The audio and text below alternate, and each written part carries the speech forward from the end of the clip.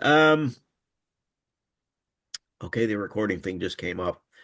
I'll let you know that that sounds really fantastic what I've done. But basically I just had a good time most of my life. And all that stuff kind of came on the side. But part of it was the fact that I valued volunteering and did that, and I valued sport and did that, and I valued educating other people in regards to what they could do and how good life actually could be. Now I'll go to my first slide. Actually, I'll go to my second slide, and I have to get it done because we couldn't share my screen. Here comes. There's the first slide, which is just a picture of a bunch of people chatting. Let's go to the second one. Okay. So basically what happened with me, and I'll quickly go through my life because it's part of how this program developed. So I went through life for 40, 45 years, being extremely active, using a manual chair, going anywhere I wanted to, traveling all over the world, transferring into buses and trains and whatever I needed to do. And then I hit around 60 and I did something I probably shouldn't have done, which a lot of my life I did stuff that I shouldn't have done. And I blew out one of my shoulders. I completely tore off my short head of my bicep and my supraspinatus tendon. So after that, I had to go through rehab to learn how to transfer again. And unfortunately, I didn't learn very well. So I ended up dragging my butt on things and on my wheel, and I ended up with wound issues. And then things just continually got worse for about 3 or 4 years. The only way I could avoid dragging was to use an overhead lift, so I had to buy an overhead lift. The only way I could heal my shoulders was to not use them as much, so I got a power chair. That was a bit of an ego killer for a while. I don't know if you guys understand, but going from a manual chair to a power chair in the athletic SCI community can be an ego crusher because it's looked at as, a little bit of a lesser thing. But I got used to it, and I have two children. My wife and I had children really late, and they were in kindergarten when I ended up in the power chair, and I ended up being able to keep up with them, which I couldn't in my manual chair. So it ended up being a bit of a benefit. Anyway, I had all sorts of health problems. I had to move to a suprapubic catheter. I got a colostomy by choice. All of these things happened to me in about 3 or 4 years. And then COVID hit. So I was healthier, but I ended up being, daycare daddy for a year or two because everything was closed. Then I'm retired and I'm sitting at home and I'm not involved in sport anymore. And, I got bored. I really got bored. And Chris McBride at SCI BC asked me if I wanted to work for him. And I said, sure. And I told him I would love to do something to educate other people with SCI on what to expect and maybe how to avoid some of the things I had to go through. So he thought that was a great idea, and we decided to do it. Now, I had no idea what I was doing. I didn't know how I was going to do it. I didn't know what topics I was going to cover. I didn't know any of that kind of stuff. And I knew that people with SCI are living longer than was expected. When I was in rehab, when I was working in rehab, I would go to research conferences and I would sit in the back and I was over 50 and they would say that, you're only expected to live till about 55. So I'm now 69. I'm still clicking pretty good. And I know a lot of the friends that have SCIs are going to live a lot longer than that. So it was necessary for me and I felt really motivated to let people know what to expect and to help them try to avoid some of the stuff I did and probably shouldn't have done and ended up living through. So what we decided to do, and I had a lot of help from SCIBC, we decided to do a survey of needs to all of the SCI membership that was 45 or over. So we did a survey, Survey Monkey. We sent it out and we got over 100 responses in the first week, which I was told was very, very good. And then what we did on that survey, can we go to the next? We listed a priority concerns for support and education. So can we go to the next slide? Okay, these were the type of questions we used. Can you please prioritize the top 3 issues that you would like to discuss? Can you tell us how you would like these presentations done? Can you tell us preferred times? That's always a problem. Is having an expert there, like an expert clinician to explain the process, the issue, important? And is it also important to have a peer at that session?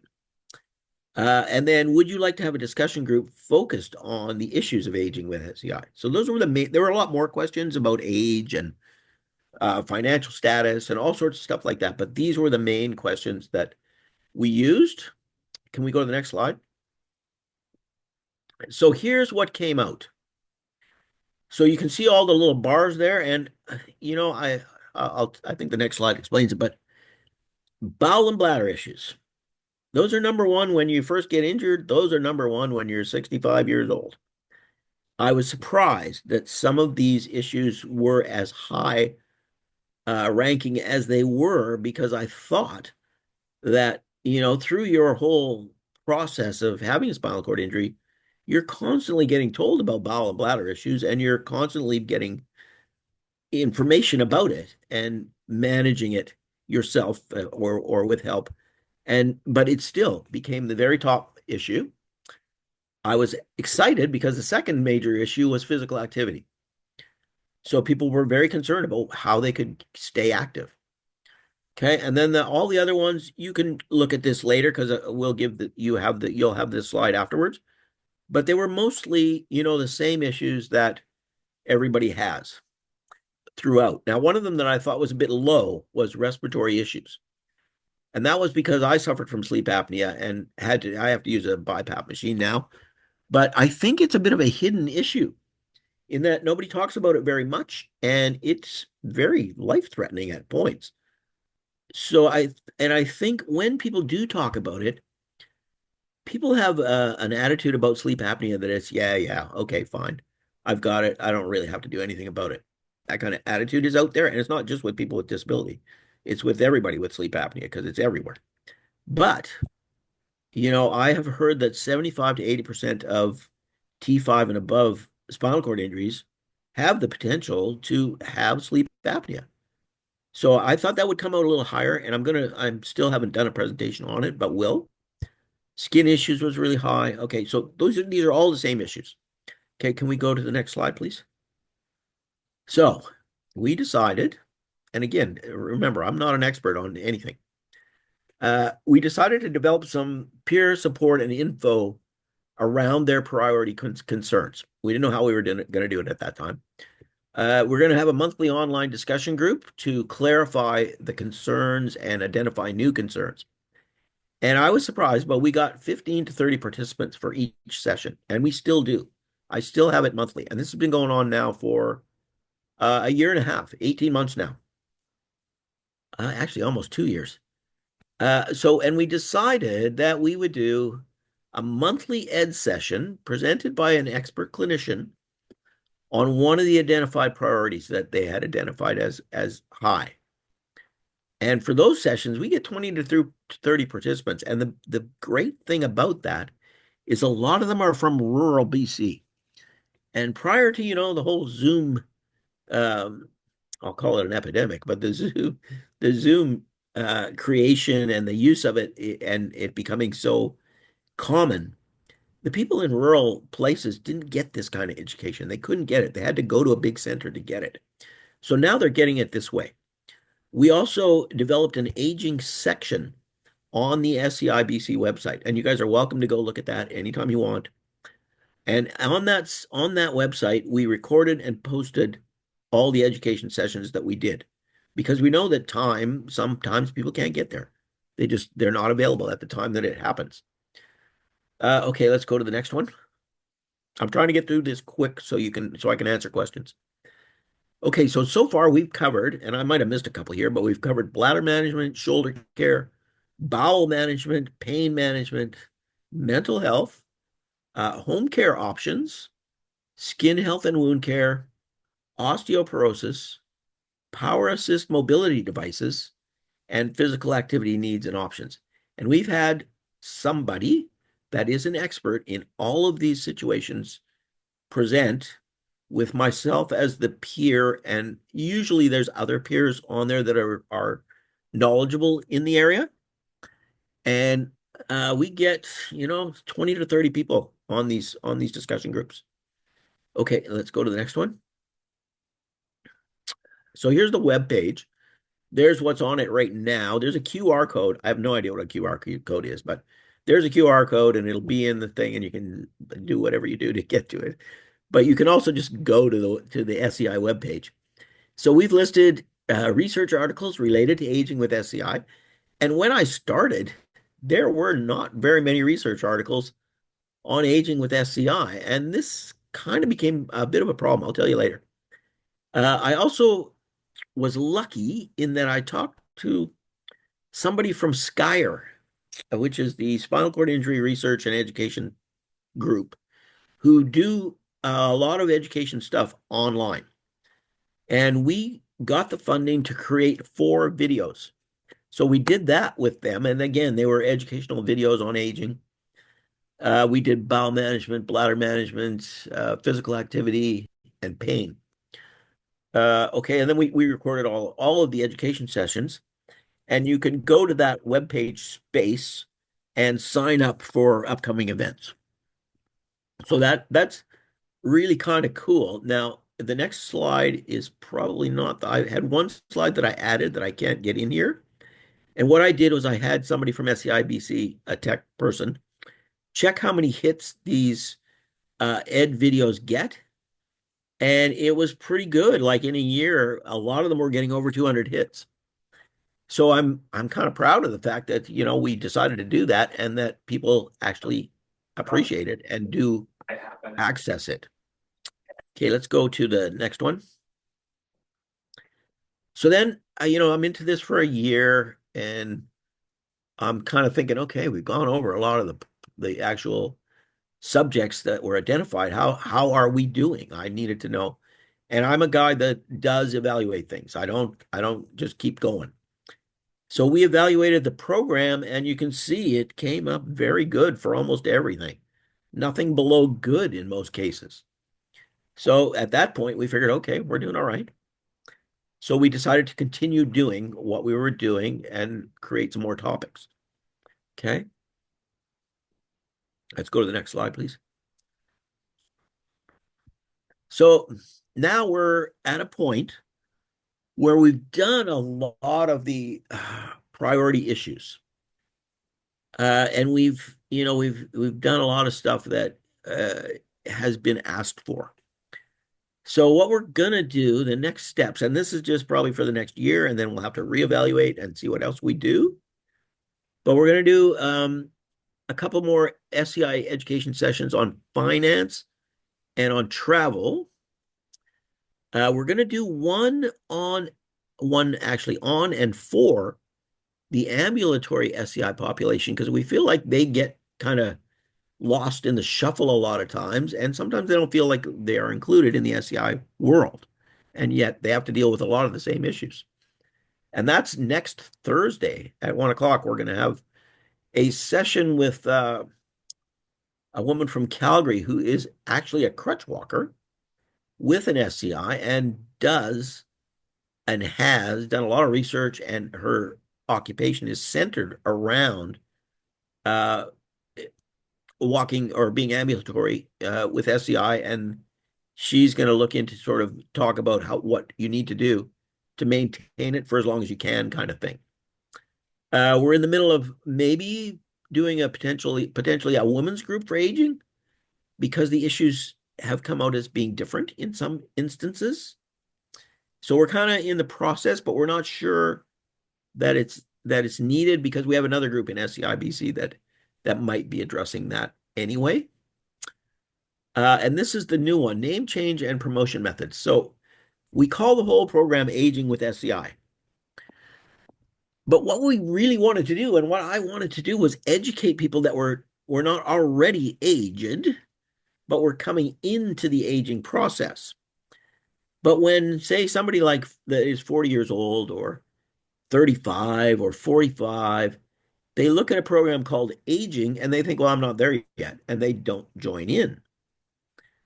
So what we're going to do is call it the road ahead, and we're going to kind of promote it a little more widely. Most of the promotion that's been done up to now is through an email list that I developed off of the original survey and have added a lot of names to and that kind of thing.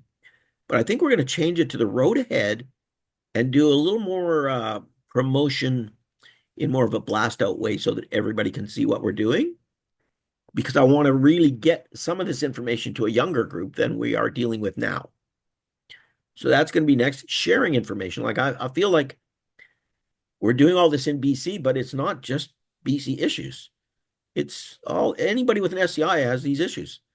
And I would love to, well, I know that you can go to the BC or the SCI BC website and check any of this out without any cost or anything like that. But I would like to make sure that people know that so that they can see this kind of stuff. And then I want to develop some partnerships to address sort of specific groups. And one of the groups that sort of an example that will hit home for me is life after sport. So, I was in sport all my life. And the last 10 years, I worked in sport. But when you have to retire from sport, it can become a bit of an issue. So I want to get together with wheelchair sports and disabled skiing and a bunch of other groups to address kind of where you go from retirement, and not retirement at 65, but retirement from sport, which can happen a lot earlier. Okay, so that's where we're going. Let's go to the next slide, please. Again, the biggest concerns that we identified were the same. They weren't that different. And it clearly resonates. Participation levels are still high. We've got interest across the province, and obviously now I'm presenting to you guys, so we have interest across the country. We did have, and I'll tell you this, I had a lot of issues initially trying to get clinicians to actually do presentations on aging with SCI, even though they were clearly the experts in the issue that we wanted to address. But they didn't feel confident because they hadn't been educated on the aging process and what happens. So I was lucky in that I was probably the first one to ask them to do these things. And they researched it. A lot of them researched it and found out what to expect. So it was really difficult at first, but it ended up working out really well. Okay, there's not a lot of evidence out there. There's a little more research happening now. It seems to be the topic of concern right now. And then there's for actual clients, there's a lot of barriers to actually getting the healthcare they need. Okay, aging is a significant issue. It's under-addressed. It's getting better. But our health and social support systems weren't ready because we weren't supposed to live this long. They're just not designed for getting older. So if we can move them ahead, it will cost us a lot less in the long run if we do kind of more of what I'm thinking of, is teaching people what to expect and how to plan. You can't stop the march of time, but you can assist with managing it. Okay, let's go to the next slide. So this is more of a BC thing in that I did this aging with SCI preparing for the future, because a lot of things that I say need to be addressed here they're kind of BC specific. Okay, the needs for people with SCI and similar disabilities change as they get older, and our systems, and this is more system directed. So in BC, home care services haven't been reviewed for like 20 years. And they need to be reviewed, they need to be increased, and they need to be free. I mean, there are actually costs associated with home care services in BC. And the costs are financially like you have to do a financial assessment, and the amounts for that financial assessment haven't been reviewed for like 20 years, since I think it's since 1979 or something like that. So the costs are ridiculous. Like a family of four, before being charged for home care services, can only earn $28,000, and then you're going to get charged. Well, that's ridiculous. Anyway, so we're doing some advocacy in those areas, and this some of them are Canada wide. Some of them are specific to BC. I think in Ontario, home care services are not charged for. So you guys can look that up, but I'm pretty sure because there's 4 or 5 provinces that don't charge anything. Community nursing services are gonna need to be increased, and that's everywhere because as you get older, your skin gets weaker. You're gonna have to deal with wounds. Nursing is gonna be involved. You're gonna need more nursing, and you're gonna need more community nursing. We don't want to get to acute care. We need to address it before it gets there. I'll just skip that one. That's the user fees thing again. And then the other thing that becomes very clear is that as you get older with a disability, not just an SCI disability, but any disability, your costs go up. They go up fairly drastically because, you might have to get a power chair. Well, that's $26,000. You might have to get an overhead lift. That's $15,000. You might have to get a hospital bed that you never had before. That's, I don't know, $8,000 to $12,000. All of these things cost money. And some people have, coverage through their work or through maybe their wife's work, but even that doesn't cover everything. And some people don't have any coverage. And if they don't get these things, they could end up again in acute care because they can't take care of themselves. So, and one of the things that I would like to see done is for the tax system to address this stuff as you get older, so that you get a tax break at least for all the extra expenses that you get, and that they all get considered when you're being assessed for other costs. Okay, let's go to the next slide. This is the other stuff that we did or are doing, and that's partnership with UBC Research. That's Skyer. We developed the 4 videos. We collaborate with someone called the South Fraser Active Living Group, which are in Surrey, which is bigger than Vancouver now, to do some outdoor and community fitness facility upgrades. I do individual advocacy to help people access the system. And then this is the other group that we already operate that may be covering the women's aspect of aging as well. We have an ongoing Life After Tampons Menopause monthly peer support education group online, and that started in 2024. So I think that is the majority of my presentation, and I would love to answer questions. I would love to hear what you guys really want to know. Can you manage the questions, please? Yep. Thanks so much, Duncan. That is awesome. I love the breadth of sort of opportunities that you guys are working on. I will open it up to anybody for either comments, discussion, questions. Just either raise your hand, talk, or go in the chat. You got anything?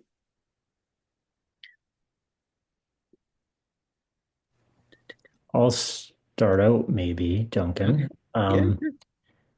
y- you know, you talked about sort of the accumulation of healthcare conditions and that as something as you get older, and that you yourself went through a number of different things, including stuff like being diagnosed with sleep apnea and Yeah. musculoskeletal issues and that kind of stuff.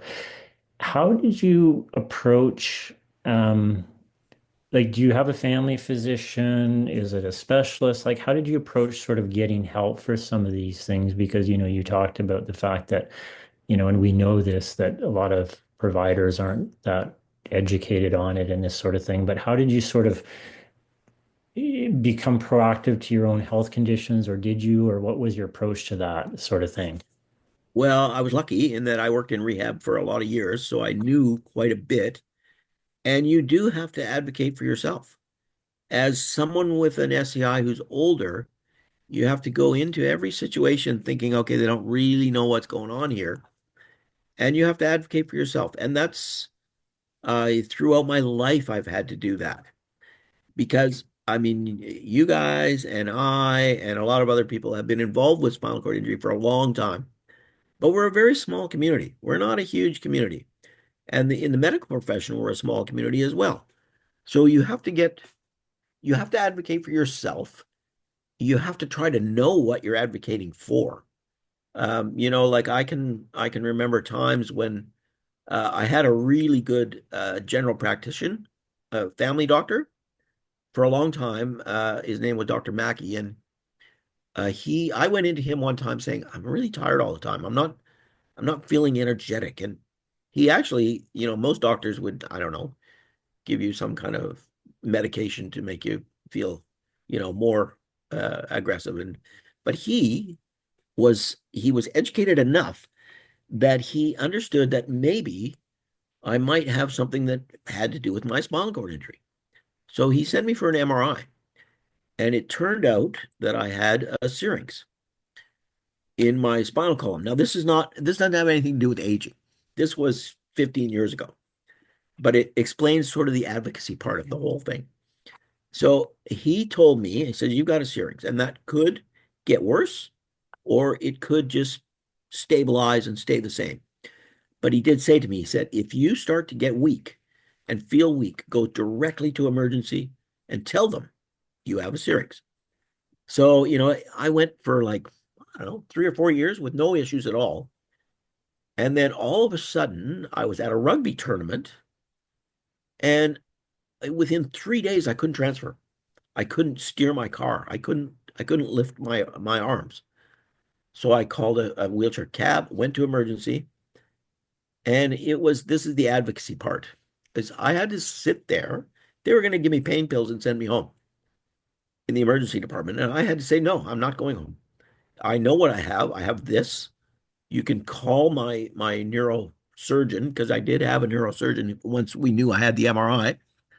He was on holidays, unfortunately. But I said this, and I think I called uh, my physiatrist as well and said, help me out here. They're trying to send me home. So it ended up that I ended up having surgery within 3 days, and I was fine for another 15 years. But I had to really fight to say, I know what's going on. I don't know why, but a lot of this is going to sound really negative, but it's not, it shouldn't be. But some physicians don't like to be challenged on their education. And unfortunately, you have to realize that a lot of people with SCI know more about their disability than you might as a physician. So that's just my one example of how I've had to advocate over time, and it just continues all the time. You know more than your physicians do. Some physicians are great. You go in, you tell them what the problem is, they go, "Yeah, you're right. Okay, we'll do this, we'll do this," and that's fine. Some are not, and you just have to pick and choose where you're going. So there's a little story for you that'll be food for thought. Thanks so much, Anybody else have a Duncan. question? I'll pass it to Vanessa there. Okay. Well, thanks, Jamie. Thank you, Duncan. A great talk and always, yeah, love these webinars because I learned so much. My question, I had two questions. The first one is so much of what you talked about, like having a colonoscopy or thing or different procedures for people who are aging with spinal cord injury. But I wondered, do you find this information would help those who are injured at an older age? Because in when we look to see the changing demographics now, if we go to the spinal cord units and the rehab programs, the average person now with a spinal cord injury is much older than they were before. So I was just wondering, there's aging with a spinal cord injury, but there's those that who are older now and sustaining a spinal cord injury. And if your webinars or your information reaches those, or where people who are older find come to you for looking for some advice or Well, I think it's help. both. I think it's both. My user group are mostly aged. but they are mostly people who've had their spinal cord injuries a lot earlier. But I realize that people are getting hurt later in life now, and that kind of information could really be beneficial to them as well. Um, I mean, most of that information is really beneficial for people who are already aged because that's kind of how we've Mhm. gone through our sessions. I'm looking to go a little younger now to educate people that aren't that old yet. Mhm. So I think that the information that we have would address both. Yep. I think there's some things that we don't talk about as much as we could because I don't think we really understand some of the benefits of the stuff that could be used or managed. Or I know with bowel management, which is one of the worst things for SCI, from the moment they're hurt to the minute they die, they're always thinking about bowel management. They're worried about having bowel accidents or all that kind of stuff. But a colostomy, which is, for some reason has a really negative vibe around it, it solves all those issues, to be honest. And it takes about 5 minutes or 10 minutes a day to change this thing. It's not smelly. Like everybody thinks it's smelly, and it's not smelly. It's easy to change. You just get up and go. You don't have to go and sit on a toilet for 2 hours. You don't have to, worry about whether it's worked or not. None of that kind of stuff is necessary anymore. So and I think that in Europe they do colostomies a lot earlier and a lot more often. But I would suggest that I'm not saying everybody should get one. I'm saying they should know about them. Mhm. And I don't think I was ever told about a colostomy until I started having problems. So I think those kinds of things we Yep. need to talk about. Mhm. And I know that there's kind of a move to use suprapubic catheters right now. And I had to get one, but they're not the be all end all. They have their own issues.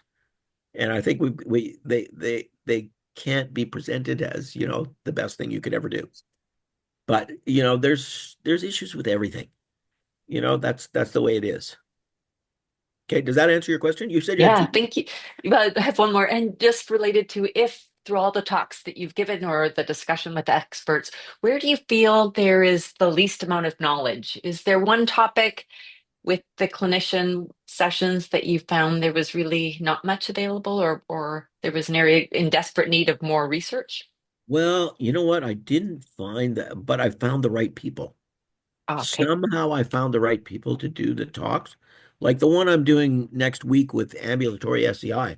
If I hadn't found this individual in Calgary, Renata, I can't pronounce her last name, Machacha, or something like that, uh, I wouldn't have had anybody that could do it.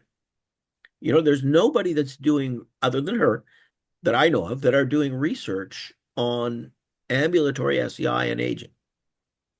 And those and then the other thing is the whole, like I said earlier, the whole aging word and the whole aging education. Like a lot of my speakers had trouble getting their head around doing something on aging with their expertise in skin management or their expertise in bowel management because the research isn't out there.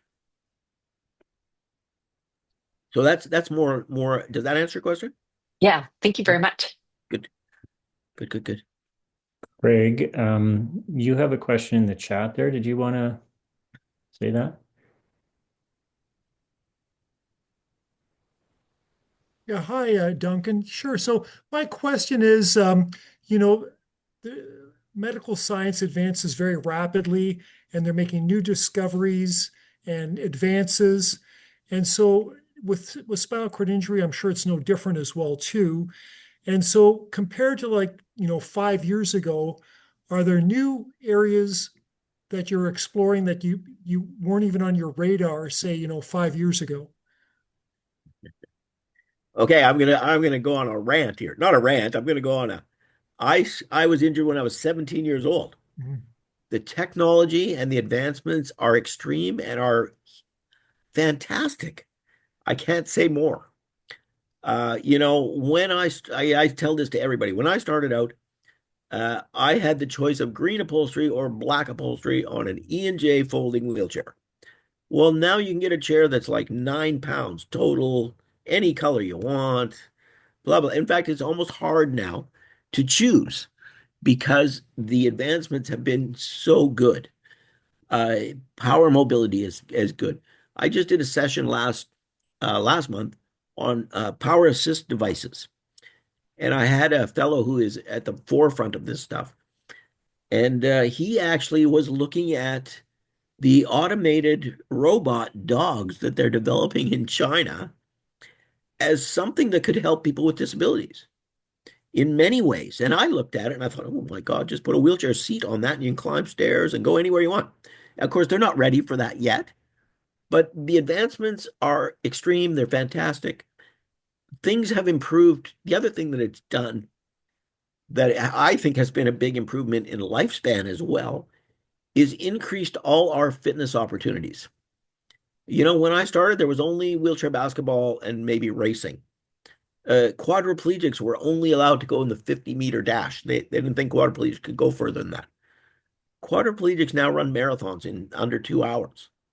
And there's kayaking, there's anything you want is now out there, and people have been accessing it, staying more fit, staying healthier, and living longer. And I think that the whole technological development in those areas gets overlooked in a way, but because of it, we're staying healthier, we're living longer, and the system has to adjust at some point. They are. I'm not saying they're not. I'm very optimistic. In fact, some people call me an unrealistic optimist, but things are improving, and technology in the next 5 years, I can see the whole power assist thing getting bigger and better to maintain shoulders, but not decrease exercise kind of thing. That's the balance, say. You have to find a balance. Very hard to do sometimes. I can see a lot of the medical technology, medical research starting to address aging. It seems to be a topic of big concern now. And that's great. That's fantastic. Let's do it and see what we can do with it. So that's does that answer your question? Yeah, that's great. Thanks. Yeah, I mean, you're in that community and you see the trends and what's happening. And I was just wanted to get your opinion on where you see things going. That's No, great. I think they can go nowhere but up. Okay. We have another question in the chat from Emily Burke. I don't know if Emily is still there, if she wants to read it out.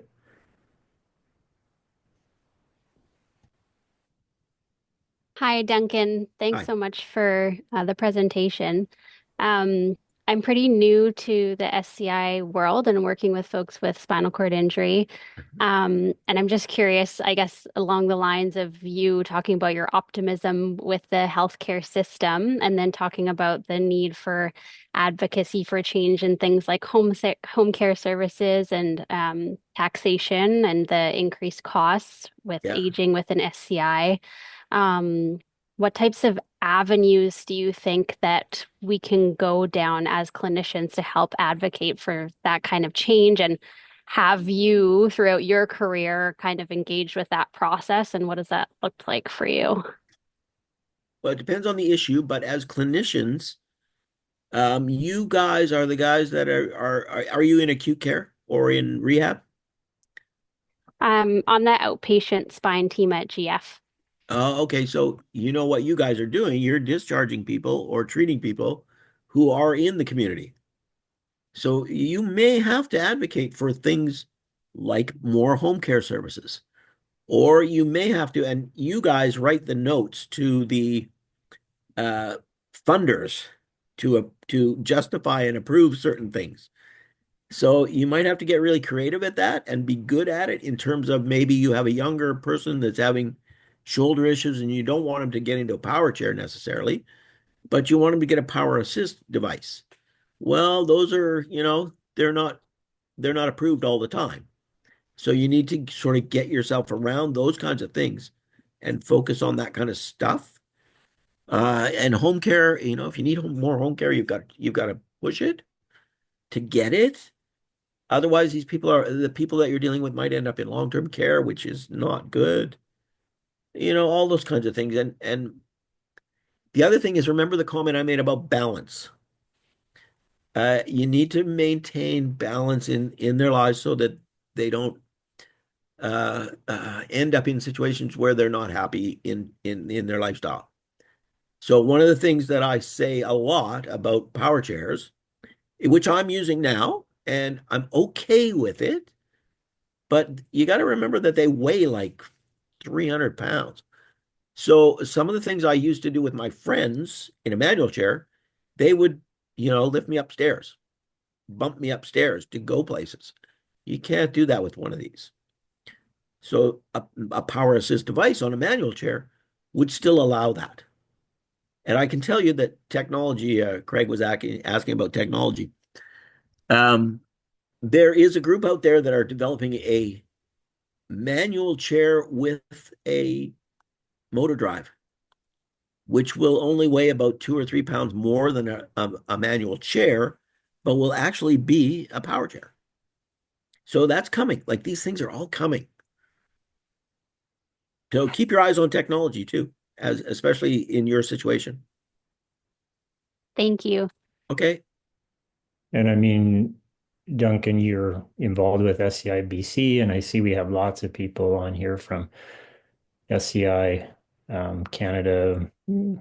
Ontario, BC, Yeah. that kind of stuff. And those we're so fortunate to have those types of advocacy agencies to sort of help with many things like what you're doing and also help, praxis and everything like that that helps inform the community. I mean, we're super, super fortunate. I know myself as a clinician, we're always using Spinal Cord Injury Ontario and the representatives and regional coordinators. And we don't have that sort of same um, thing with other conditions that are out there, right? Oh, So it is really fortunate that we have that kind of a thing and to be able to help people with, when you talk about things like applying for disability tax credits and all those sorts of things that sometimes will slip our mind that can be advantageous from a financial point of view as well.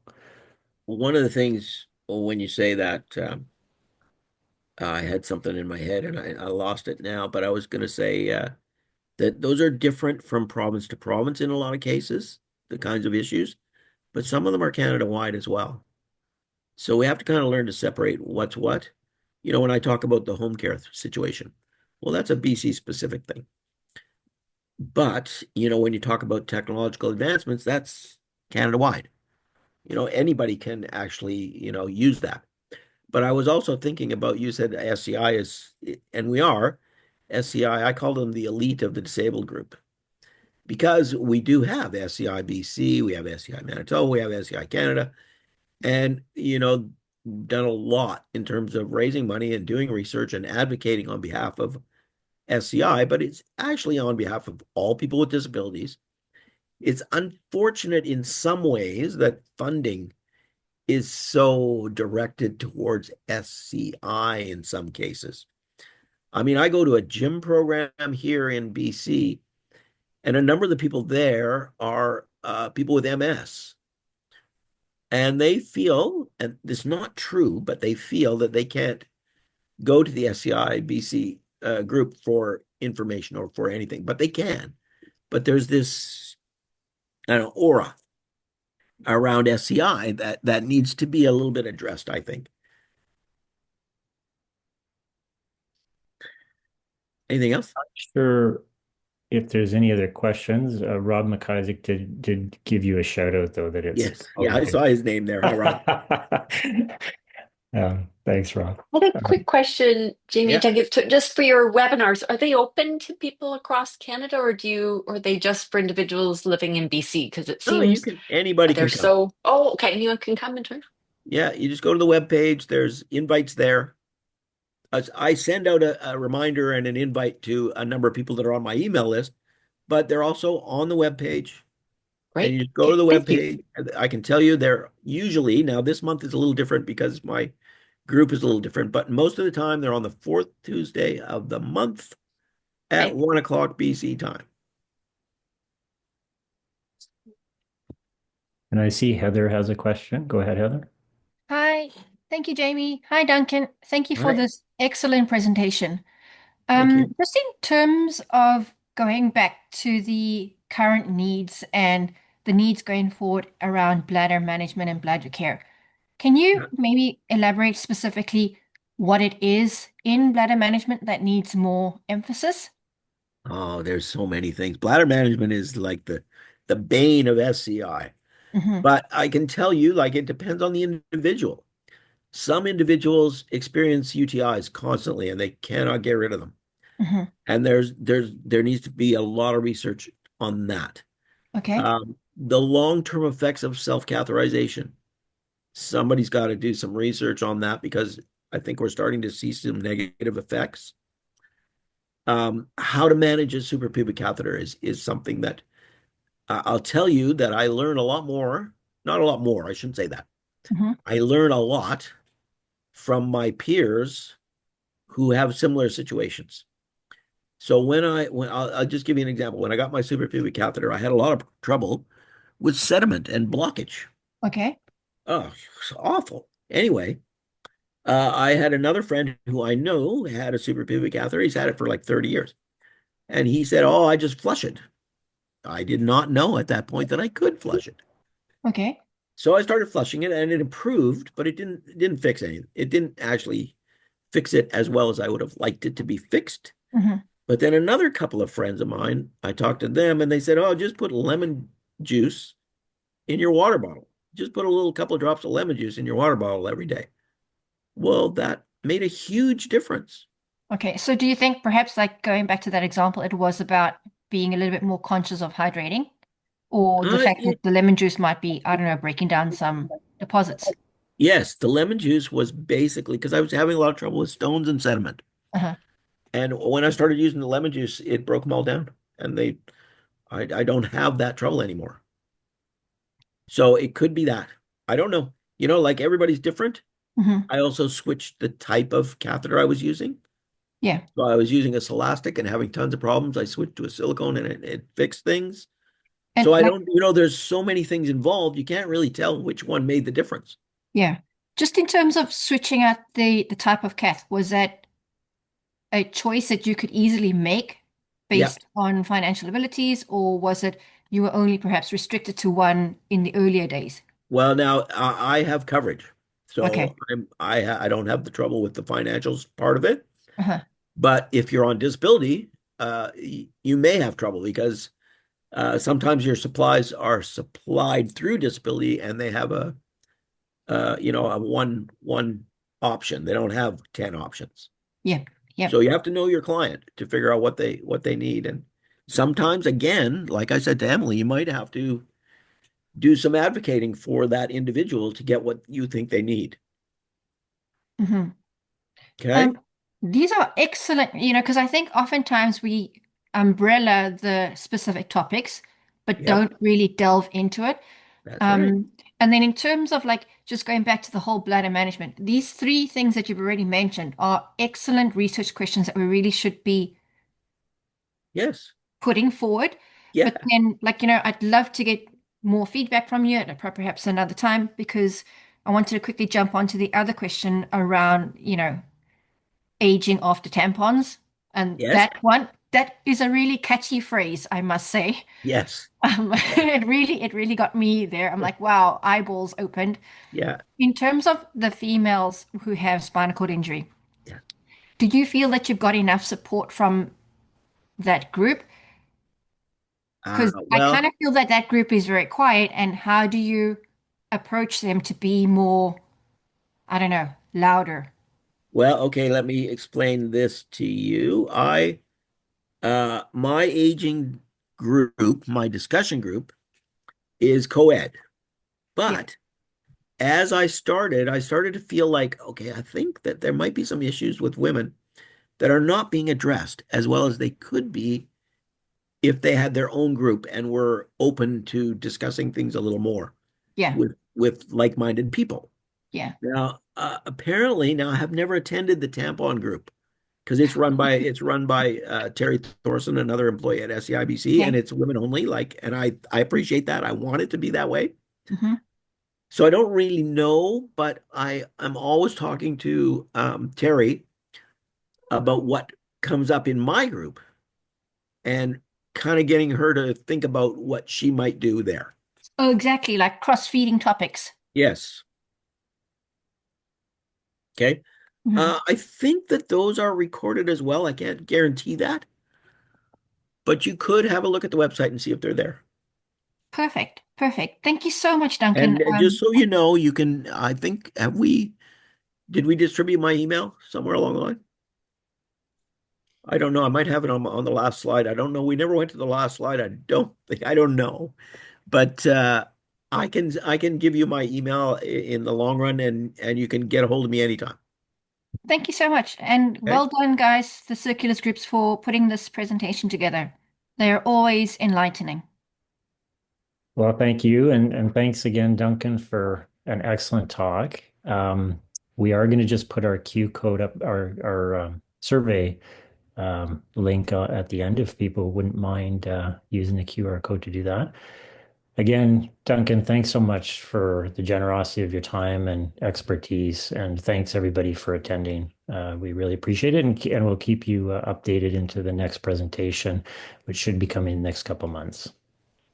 Thank you guys very much for being open and asking a lot of questions. I love it. See you, everyone. Thanks a lot. Okay. Thank you.